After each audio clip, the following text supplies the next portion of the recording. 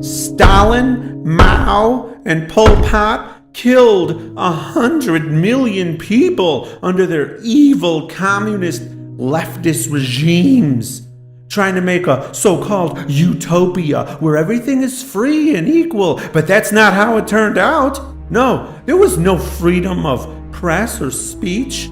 All the artwork and everything written or said about the regime had to be complimentary. Well, it was propaganda, I tell you. You couldn't be armed, so you couldn't fight back. You couldn't oppose or disagree with them, or you'd be shipped off to the gulag to face torture and death. You dare not criticize the dear leader. No, that wasn't allowed. The only way you could speak about those dictators was with praise. I tell you, it was a nightmare. Imagine if your own mother was shipped off to some gulag and you weren't even allowed to complain about it. Not only that, but you had to be thankful. How many more lives must communism take?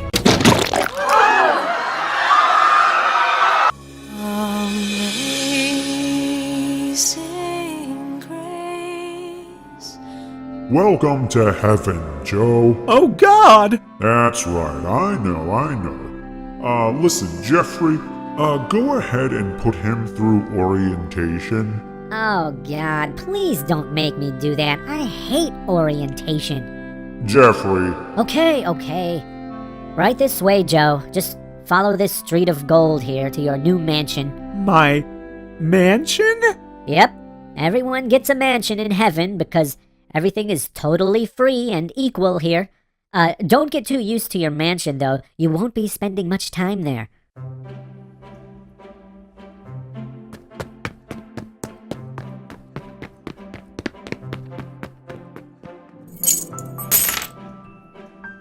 Mama? Mama, you here? God, I can't do this. Could you help me out with this part, please? Jeffrey, you wuss. I've been so looking forward to finally seeing Mama again. Oh? Well, I think that could be arranged. We just had these new LG widescreens installed. Whenever you want to see your mother, just turn it to channel 6. Mama? Is that you? Kinda caught her at a bad time, Joe. Maybe you'll recognize her when her skin grows back, but you gotta time it just right because it will get burned off again pretty quickly. Champagne? But she was a believer! Not exactly. She secretly did not believe, actually, that I created the universe, so I shipped her off to hell to be tortured forever. Mama? Joe, remember that you're in heaven now, and heaven is a happy place. So I'm gonna need you to turn that frown upside down. But Mama! Joe, I'm sensing that you have some choice words for me, sort of on the tip of your tongue, and I'd like to remind you that blasphemy is still a big no-no. Oh, no. No criticizing, no back talk, and certainly no insulting your creator, etc. Where's the rest of my family? I'm afraid that since you were a bit overbearing about your religion, they were kind of afraid to tell you that they weren't actually believers? Well, that's not entirely accurate, Jeffrey. Some were believers, but they got the denomination wrong. Well, at least they're not alone, Joe. There's 100 billion people in hell. Not nearly that many up here. Hey, if you want to make an omelet, you gotta break some eggs. The wants of the few outweigh the needs of the many. Right? What about little Jack? And Grandma Sue? And Aunt Betsy? Ah, there they are. Well, where's Uncle Mike? That son of a bitch molested me when I was little. Hey, Uncle Mike? Hiya, Joe. So good seeing you again.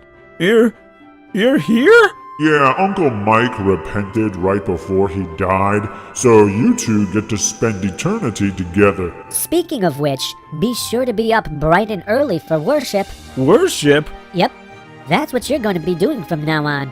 You did enjoy church, right? Jeffrey, take it easy or you're gonna overwhelm him with all this good news. Worship? Well, obviously you're gonna want to thank me, right?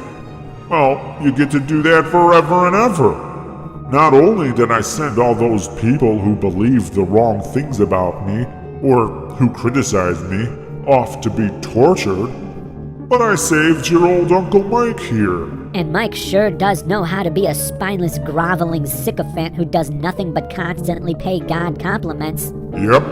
After all, that's why I created you primitive primates in the first place, so that you could have the honor of kneeling before me and paying me compliments forever.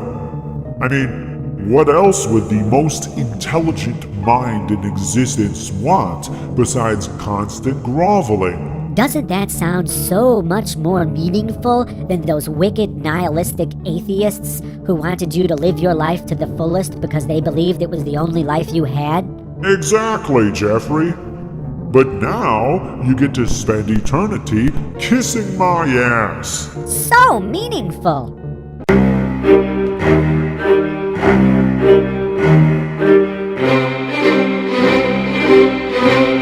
Part of this video was inspired by Seth Andrews and Matt Dillahunty.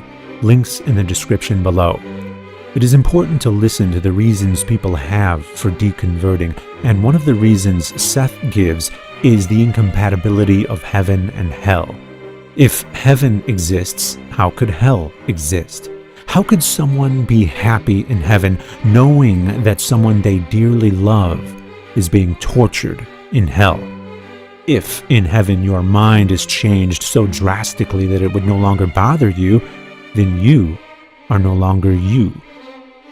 The rest of the video was inspired by my own reactions of that tiresome association to Stalin, Mao, and Pol Pot just for being an atheist, even though I, and most other atheists, adamantly disagree with what those dictators did, and even though the people who associate atheists with those dictators are themselves exuberant supporters of a dictator who must be praised, who restricts freedoms, and who tortures dissidents.